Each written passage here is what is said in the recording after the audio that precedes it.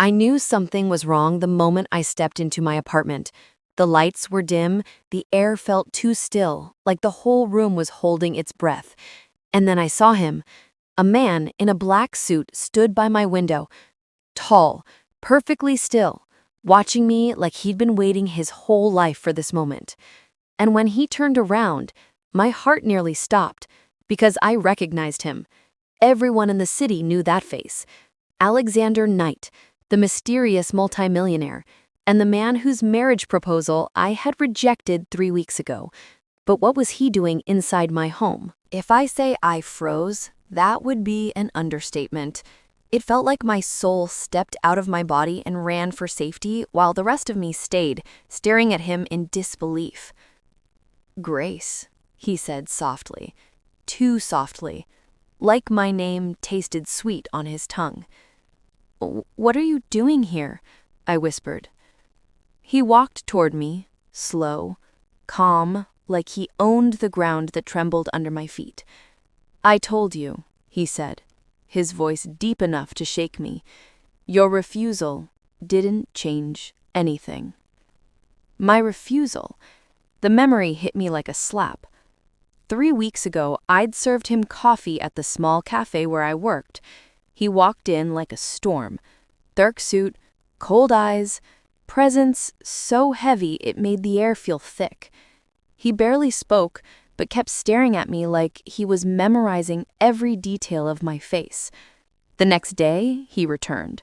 Then the next, until one evening, he asked me to marry him, out of nowhere. I laughed. I honestly thought it was a joke, but he wasn't joking. I told him no. I told him I barely knew him. I told him he was scaring me, and he walked out without a word. Until now. Alexander stepped so close I could feel the heat of his breath on my forehead. "You should have said yes," he whispered. "We could have avoided all this." "All what?" I breathed. His eyes, those dark, obsessive eyes, softened in a way that terrified me more than his coldness. "This," he said. Before I could move, his arms wrapped around me, tight, unbreakable. My scream died in my throat as the world tilted. A sharp scent, a cloth over my mouth. Everything blurred. His voice was the last thing I heard before darkness swallowed me. "I won't let you run from me again, Grace." My head pounded when I opened my eyes. I was lying on a soft bed, too soft. The room smelled expensive. The walls were white marble. A chandelier glowed overhead. Definitely not my apartment. Then I saw him. Alexander sat in a leather chair beside the bed, elbows resting on his knees, staring at me with a calmness that knotted my stomach. "You're awake," he murmured, sounding relieved. I pulled the blanket up to my chest, my voice trembling. Why did you bring me here?" His jaw clenched. "Because you belong with me." "No, I don't." My voice broke. "You can't just kidnap people." He stood slowly, walked toward me, and placed a glass of water on the nightstand. "I didn't kidnap you," he said softly. "I saved you. From yourself. From making the wrong choice." His voice was gentle, but his words were terrifying. "Alexander, please let me go," I whispered. He brushed a strand of hair from my face with the tenderness that made my heart jump. "Grace," he said, "I've waited my whole life to find someone like you. I won't lose you because you're scared." I shook my head, tears spilling. His expression softened again, and that softness scared me the most. "You'll understand soon, and you'll love me, even if you don't yet." As he reached into his pocket and pulled out something small and silver, my breath stopped. I didn't know whether to scream or pray, because whatever he was about to do next, I knew it would change everything. Alexander's fingers tightened around the small silver object.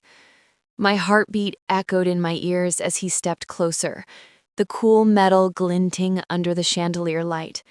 I braced myself. Was it a knife? A key? Something worse? He finally opened his palm. It was a bracelet. A delicate silver band with my name engraved inside? My breath caught. This, he said slowly, is a tracker, so you never disappear from me again. My stomach dropped. No, no, Alexander, please, you can't. Before I finished the sentence, he gently took my wrist.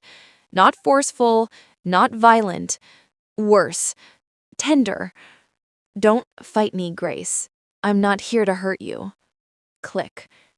The bracelet locked around my wrist with a soft snap that felt louder than thunder.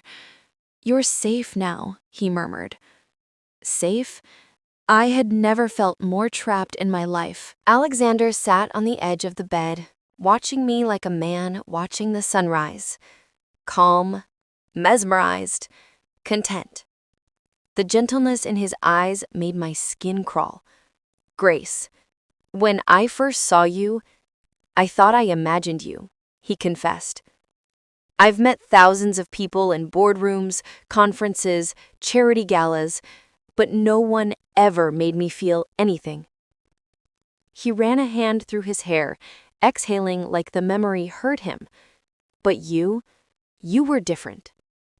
The way you smiled when you handed me my coffee, the way you said my name, it felt like home. My voice cracked. You don't even know me. He leaned closer. I know enough, and I'll learn the rest. His voice trembled with emotion, and for a moment, I saw it. Not the billionaire, not the obsessive man, but someone lonely. Someone broken in a way he didn't know how to express, except through control. I hated that a part of me felt sorry for him. Hours later, when he left the room to answer a phone call, I tried the door. Locked. I checked the windows. Bolted shut. My heartbeat raced. I tried yanking the bracelet off. Nothing. The metal didn't even bend. Panic rose in my chest. I needed to get out. I needed to think. I needed to breathe. Suddenly, the door clicked. I snapped back under the covers, pretending to be asleep. Alexander walked in quietly, but I felt his presence like heat. A moment later, the bed dipped beside me. He slid a hand over my forehead, brushing my hair back. You don't have to be afraid, he whispered. I'll never let anything happen to you. A tear escaped my closed eye, and he noticed. Grace. His voice cracked, realizing I wasn't asleep. Look at me. I opened my eyes slowly. His expression tightened, not with anger, with pain. Am I that terrifying to you? He asked softly. The truth sat heavy in my throat. Yes, I whispered. You are. He didn't react violently. He didn't yell. He didn't grab me. Instead, something inside him seemed to break. He rested his forehead against my shoulder, exhaling shakily. As long as it takes, I'll prove I'm not your enemy. I stayed still, unsure whether to cry or scream. The next morning, something unexpected happened. A soft knock on the door. Alexander opened it halfway, whispering sharply to someone outside. Then a warm female voice said, Let me meet her, Alex. You can't hide her forever. I sat up straight. A moment later, a woman in her late 50s stepped inside. Elegant, gentle eyes, nothing like her son's darkness. Hello, sweetheart. She smiled gently. My name is Margaret Knight. I'm Alexander's mother. Alexander stood completely still. Jaw tight, eyes guarded. Margaret walked closer, her voice soft. I'm sorry you've been brought here like this. My son, he struggles with boundaries when he cares too deeply. Alexander's voice lowered dangerously. Mother? She raised a hand. Alex, you love her. I can see that. But love is not a cage. My heart thudded. Was she here to help me? Margaret took my hand. You're safe, darling, I promise. But Alexander stepped closer, eyes locked on mine. You're not leaving. Not until you understand what you mean to me. That night, something happened. Something that made me question everything I thought I knew about him. Because for the first time, I saw his darkness crack open. And what was underneath wasn't cruelty. It was heartbreak. The mansion felt different after Margaret left. Quieter, heavier, almost uncertain. Alexander didn't come into my room for hours. No footsteps, no soft knocks, no controlling orders. Just silence. It scared me more than his presence. Finally, just before sunset, the door opened. He stood there in a charcoal sweater, hair a little messy, looking nothing like the powerful man who had kidnapped me. He looked human. I wanted to give you space, he said quietly. Mother thinks I'm overwhelming you. I swallowed hard. She's right. His jaw tightened, but instead of anger, his voice came out soft. I know. This was the first crack in his armor, a shift I didn't expect. He walked to the window and stared outside, hands in his pockets. When I was 17, my father died. My mother fell apart. I had to take over the entire empire overnight. I blinked. This wasn't the terrifying billionaire I'd met. This was a man peeling himself open. I built everything alone, fought everyone alone, and after all that, he paused, swallowing emotion. No one ever loved me for me. My throat tightened despite myself. He turned slowly toward me. When you looked at me that first day, you didn't see money. You didn't see power. His eyes softened. You saw a person, and no one has done that in a long, long time. I didn't know what to say. I didn't want to understand him, but I did. Against my will, I felt something shift inside me. Not love, not forgiveness, just empathy. And that scared me more than anything. Later that evening, he brought dinner to my room himself. No servants, no commands. Just him carrying a tray like a man trying to prove something. I made this, he said, awkwardly. I blinked. You cooked? His cheeks actually flushed. Watched a video, he muttered. The food was terrible. I could barely swallow it. He noticed. And he laughed. A real laugh. Deep, warm, unguarded. You hate it, he said. I'm trying, I protested, trying not to choke. He grinned, an expression so unexpectedly boyish I froze. I had never seen him like that.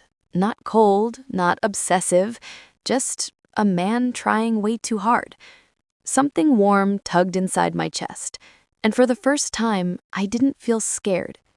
Not entirely. After dinner, as he was leaving, the bracelet on my wrist slipped slightly and pinched my skin.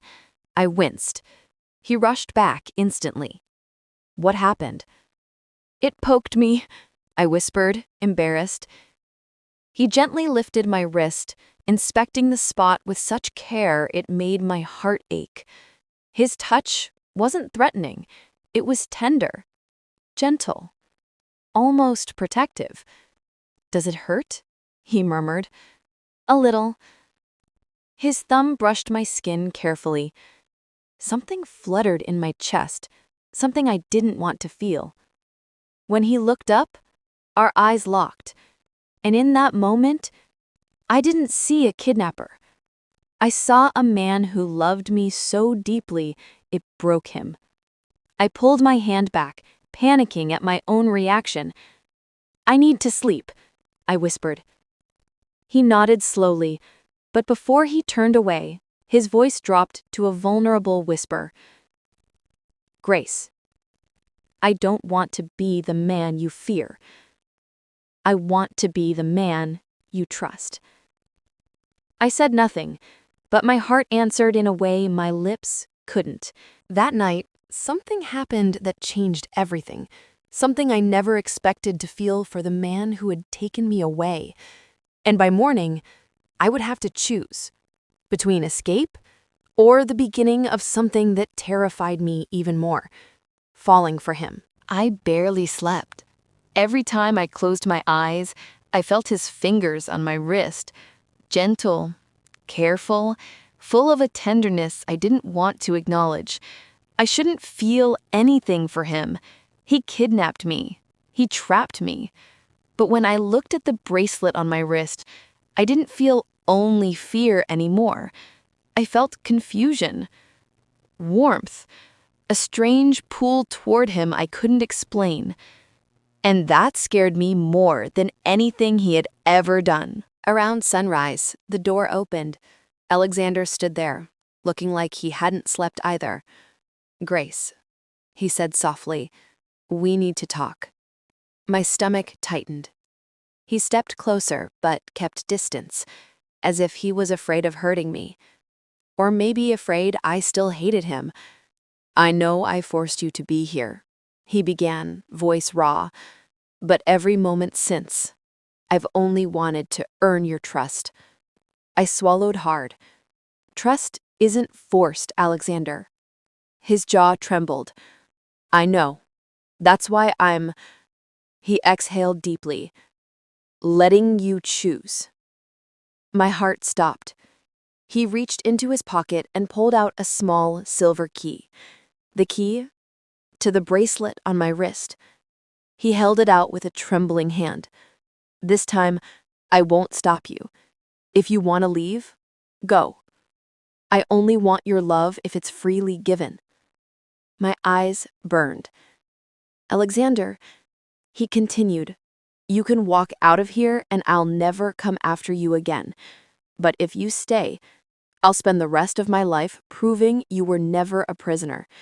You were everything." Tears spilled down my cheeks.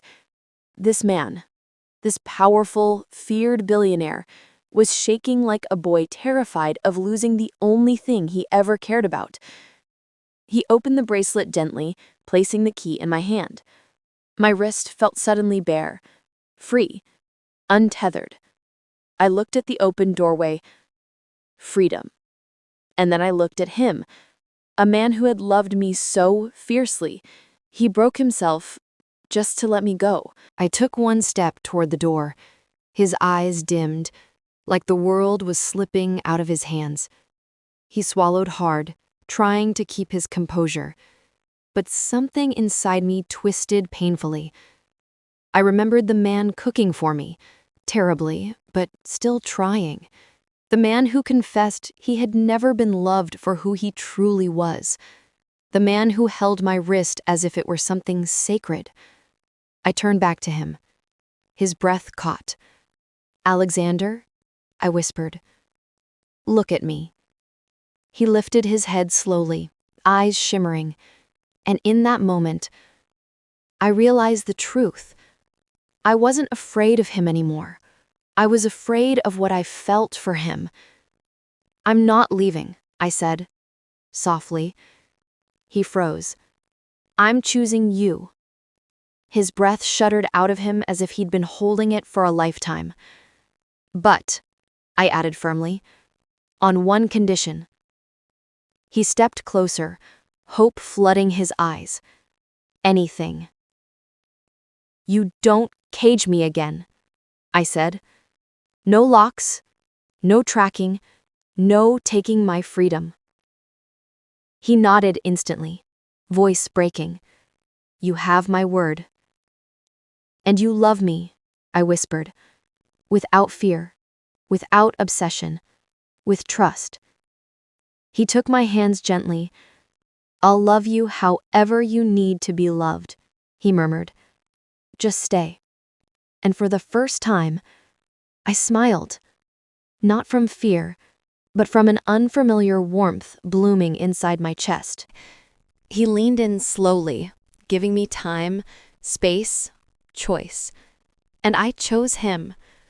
Our lips met softly, almost trembling, not like a captor claiming his prize, but like a man kissing the woman he thought he'd never deserve. The kiss was gentle, warm, healing, and it felt right. His forehead rested against mine. "You don't know what you've done to me," he whispered. "You saved me, Grace." I smiled with tears in my eyes. "And you surprised me, Alexander." His thumb brushed away my tear. "You're free," he said softly, "but stay anyway." "I will," I whispered, "not because you took me, but because you changed for me." Months later, people still asked how we met. I never told them the truth, not because I was ashamed, but because our story wasn't about how it began. It was about how it ended. A powerful man who learned to love without control. A simple woman who learned to trust without fear. Two broken souls choosing each other freely after fate forced them into the same room. In the end, I didn't fall for the man who kidnapped me. I fell for the man who let me go and hoped I would return. And I did. Because love isn't about cages, it's about choice. And Alexander Knight, he became the safest choice I ever made. If this story touched your heart or gave you chills, don't forget to hit that subscribe button and join our SoulSpeak family. I want to hear from you. What would you have done if you were in Grace's shoes? Comment your thoughts below. I read every single one. And remember, sometimes the most unexpected love stories come from the darkest places. Stay tuned for more emotional stories that will stay with you forever.